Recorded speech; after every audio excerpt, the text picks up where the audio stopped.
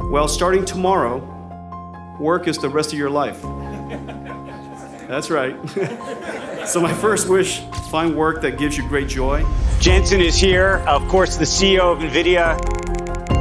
This is the clear winner of every winner in the world of artificial intelligence. What an amazing year. His company powers everything from OpenAI, Google's programs. You are the stars. This is a celebration of your science, of your work, and your innovations. My second wish for you is to learn to embrace failure. You know, once upon a time, NVIDIA was a failing company. Their first product was such a disaster that their customers had completely rejected their products. Microsoft had launched a lethal product that made them absolutely useless, and NVIDIA only had 30 days of cash left. At the time that we started the company in 1993, we were the only consumer 3D graphics company ever created. The year is 1996 and NVIDIA is collapsing. We won a contract with Sega to build their game console, which attracted games for our platform and funded our company. After 1 year of development, we realized our architecture was the wrong strategy. The condition of the company was so bad that Jensen was skipping electricity bills just to pay his employees. And during this time, the office lights were dimmed only to decrease their electricity bills. And just when things couldn't get any worse, something even more terrible happened. Their biggest client dropped them, their engineers needed to be laid off, and the entire Silicon Valley was laughing at NVIDIA. And while NVIDIA was choking under pressure, Intel was making $5 billion every single quarter. Chip maker Intel has seen its best ever first quarter earnings as its profits quadrupled on the back of increased sales. By 1992, it became the world's largest chip maker by revenue, according to the company. By 1997, its chips served as the brains of 84% of the world's computers. And Intel alone was so powerful that they could outspend, out-engineer and outlive every rival in the game.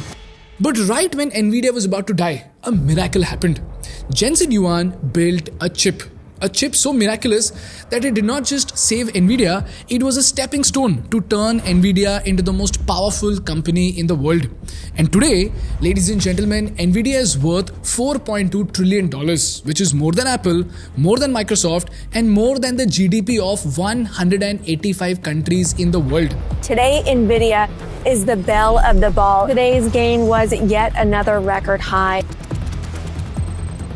A new milestone in the world of artificial intelligence. NVIDIA became the first company to hit a market value of $4 trillion market cap. ChatGPT has started a very intense conversation. He thinks it's the most revolutionary thing since the iPhone. But the question is, when this company was just 30 days away from bankruptcy, how did this $4 trillion miracle happen? In the world of artificial intelligence. Most valuable tech company? At NVIDIA.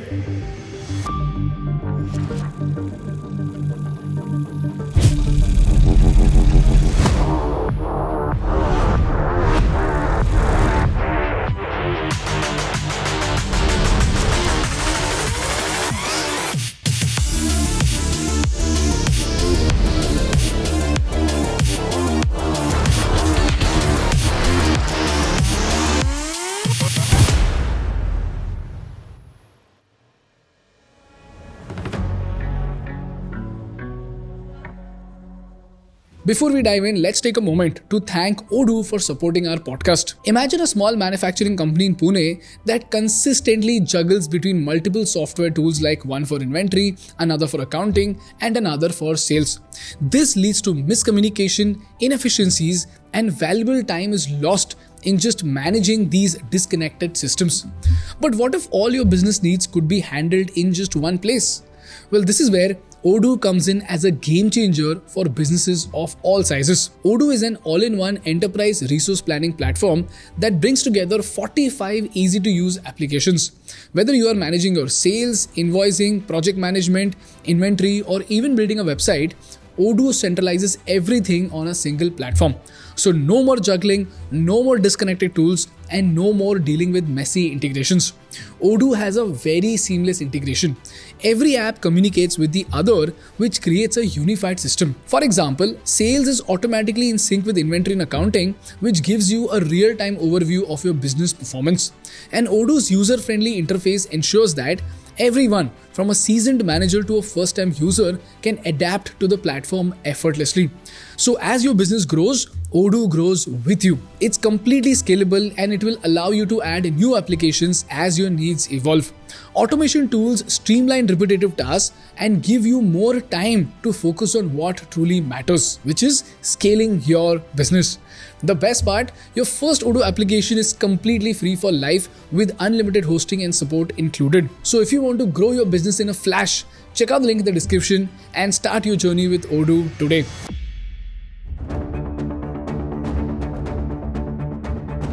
To understand NVIDIA, you need to know what exactly is a chip and why does the world care so much about chips.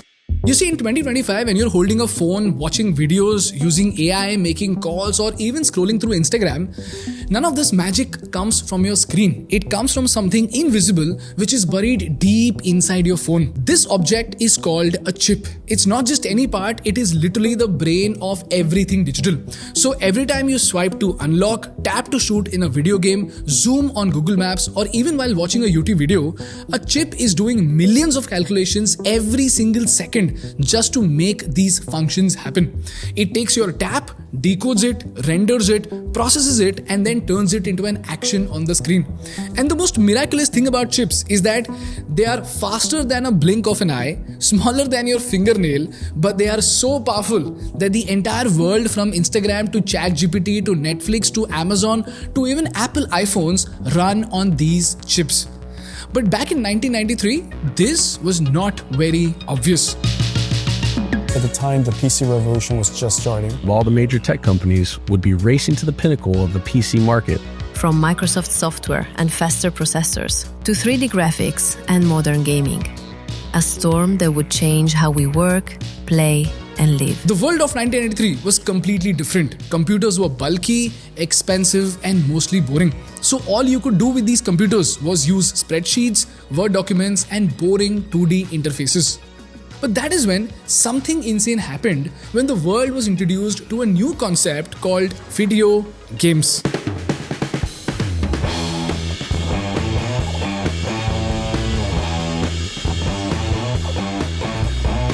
Now, as soon as video games were introduced, games went from flat pixels to 3D worlds. This is where the world fell in love with games like Doom and Quake.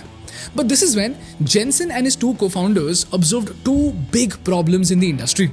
Firstly, they observed that to play these amazing games, you needed a separate console like a Super Nintendo or a Sega Genesis. And secondly, computers just couldn't handle these games at all.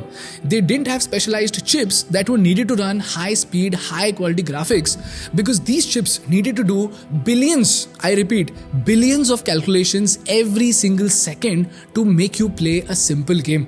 For example, when you play Call of Duty, you are sprinting through a battlefield while the bullets are flying and explosions are everywhere. The lighting changes as you move from a dark hallway all the way into a sunlight.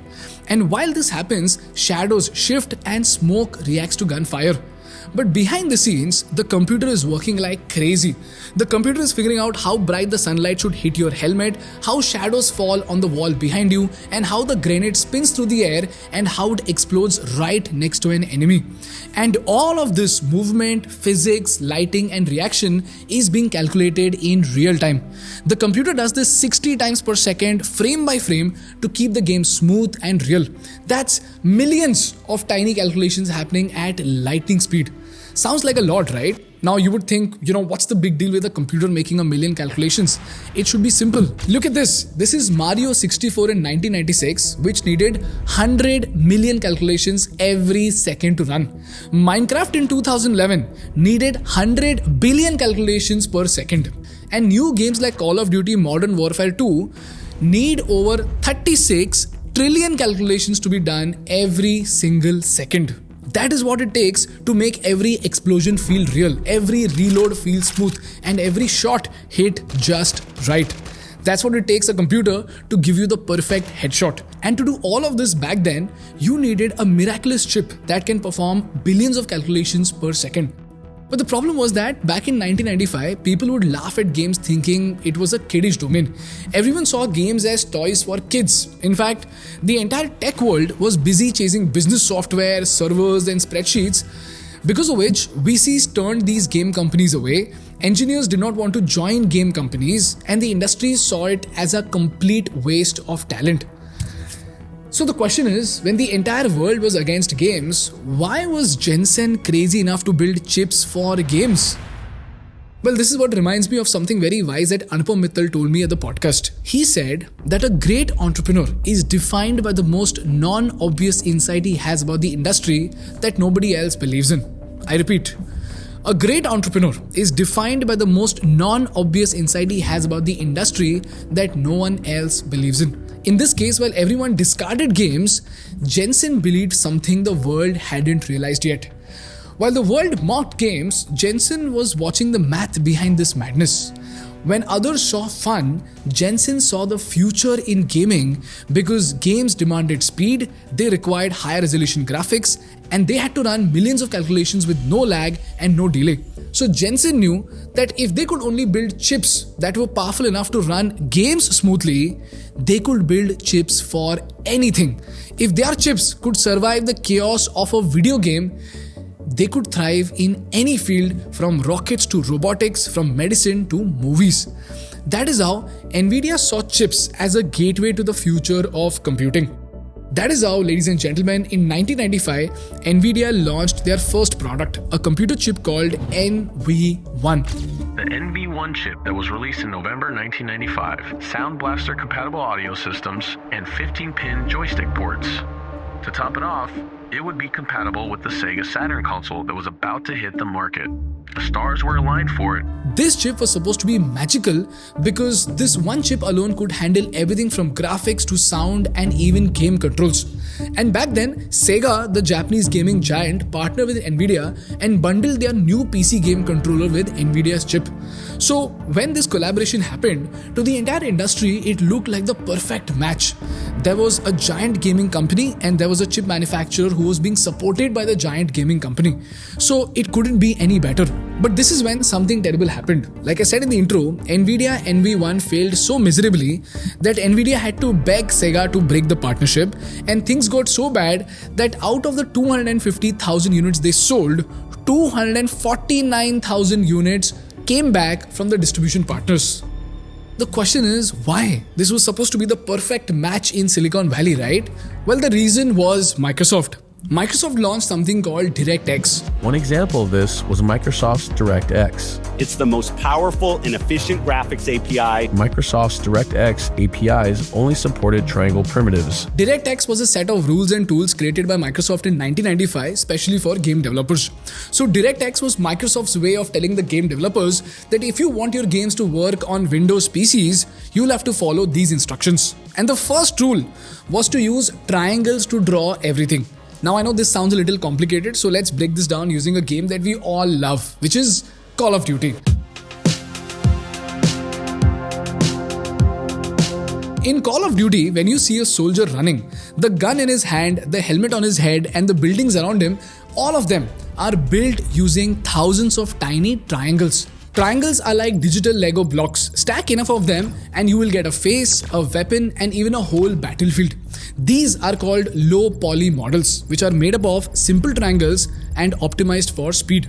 But NVIDIA said, let's skip triangles and use curves or quadratic surface textures to make everything look smoother. In other words, NVIDIA wanted to build high poly models which were rich, fluid, and realistic. But the problem was that Microsoft said, if you want your games to work on our PCs, you must use triangles and not curves. Because DirectX, which was Microsoft's new graphics standard, it was built entirely on low poly triangle based rendering. So if game developers had to build games for NVIDIA, they had to develop everything from scratch. It's almost like saying you built an app for iOS when the platform you need to launch it on is Android.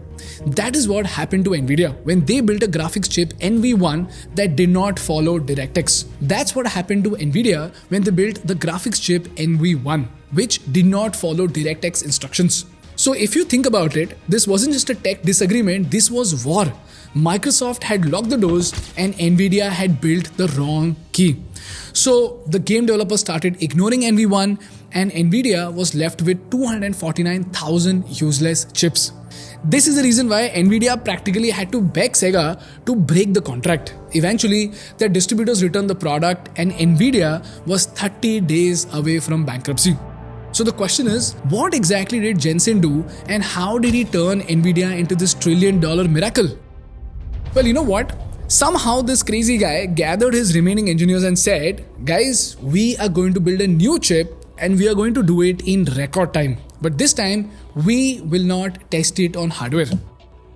Now, you know how crazy this move was? In the chip industry, there is one rule. Always test before you manufacture. Because a modern day chip isn't just a piece of metal, it is a microscopic city with billions of transistors, millions of logic gates, and thousands of interconnected pathways.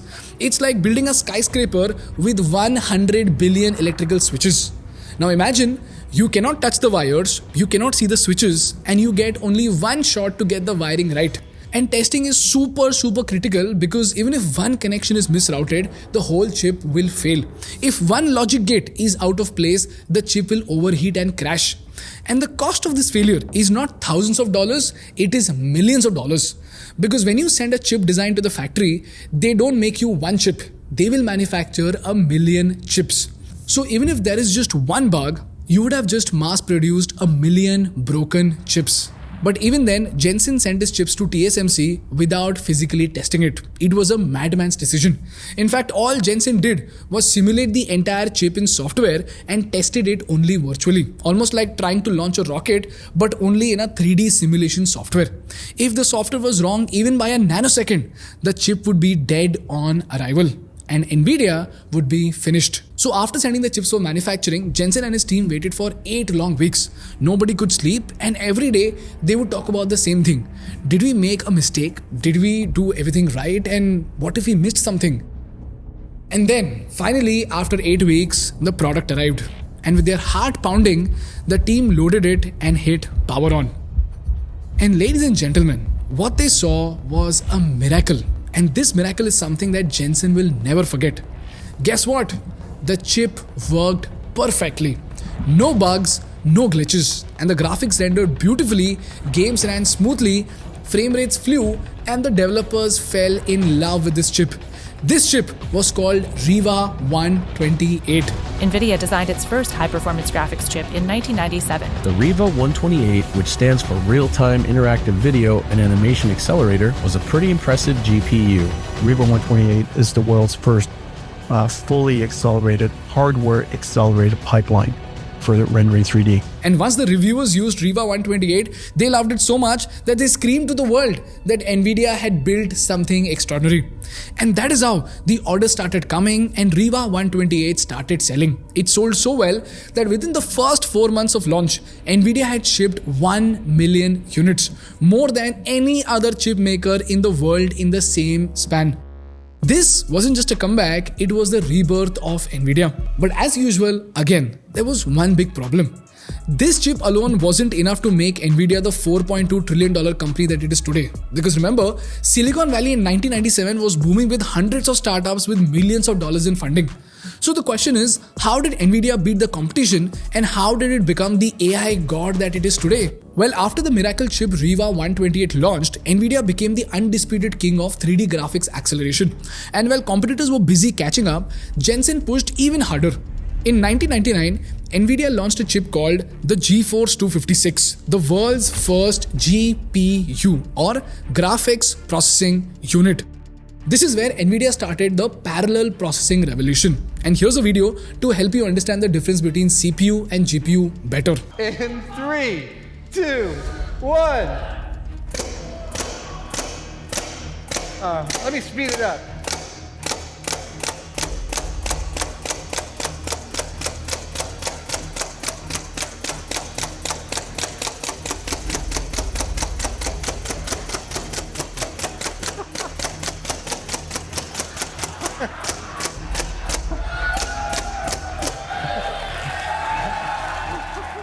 Okay, GPU painting demonstration. Yep.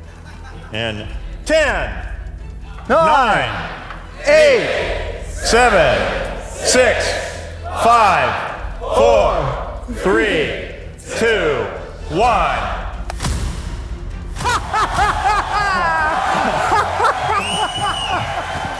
So long story short, while a CPU handles a few complex tasks at a time, a GPU can handle thousands of simple tasks simultaneously. And in games where you need every shadow, every bullet and every explosion rendered in real time, this was a superpower. But you know what guys? Jensen did not stop there. Because Jensen had another non-obvious insight of the world that no one was thinking about. You know what that was?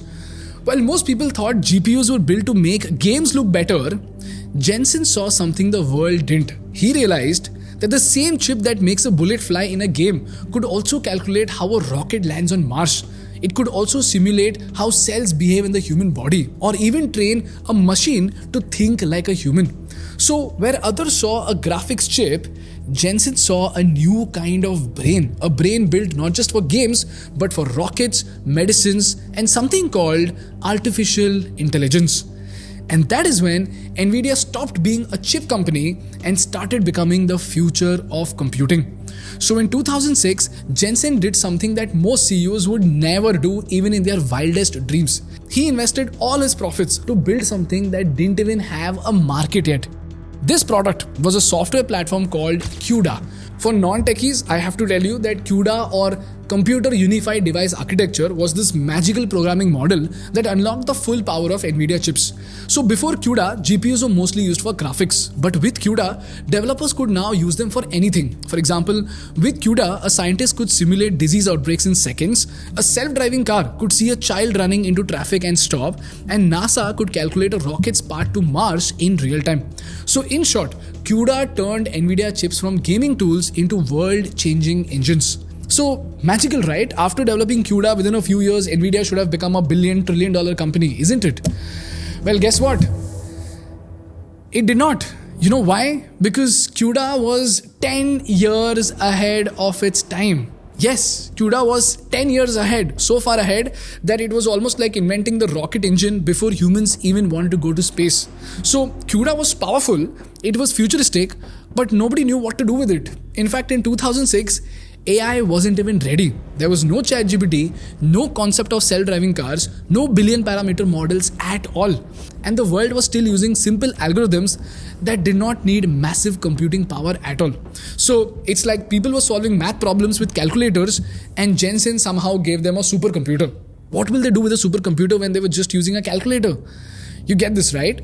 So it was powerful, but nobody needed it. Similarly, AI research was still small and experimental. So researchers did not have the data, the models, or even the belief that deep learning would work.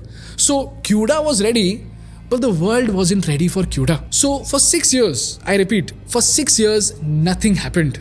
And then, again, a miracle happened. You have Geoffrey Hinton, the godfather of AI, whose controversial ideas help make advanced artificial intelligence possible. Computers were now a lot faster, and now it's behaving like I thought it would behave in the mid-80s. It's solving everything. The arrival of super-fast chips and the massive amounts of data produced on the internet gave Hinton's algorithms a magical boost. In 2012, in a quiet lab at the University of Toronto, young researchers named Alex and Ilya and their mentor Geoffrey Hinton did something absolutely insane.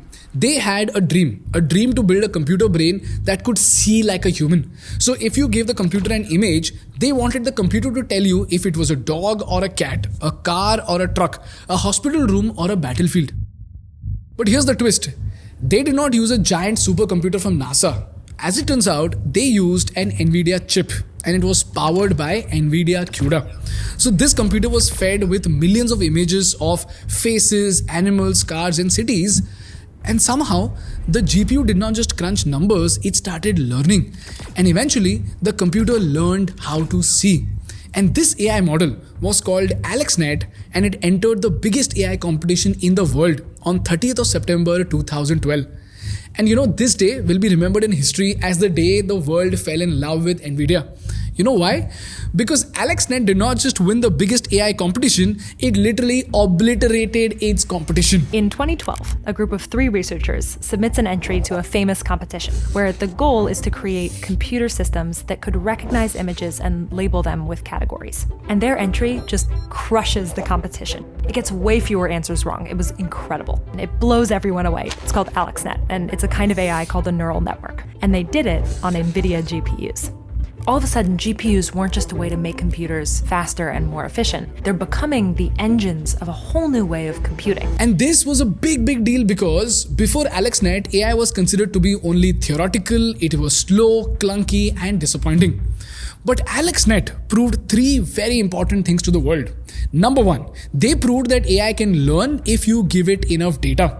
Secondly, they proved that GPUs are the perfect brain to train these models. And last and most importantly, they proved that CUDA was the secret sauce that made it possible. And suddenly, the entire world realized what Jensen had seen 6 years earlier. This was the spark that lit the AI revolution in the world. Because after AlexNet, Google built better search and translation, Facebook improved face recognition, Tesla started training self-driving cars, and OpenAI began building large language models that would then be known as ChatGPT. And guess what? All these companies and projects had 2 things in common in their backend. They all used NVIDIA GPUs and they all used NVIDIA's CUDA.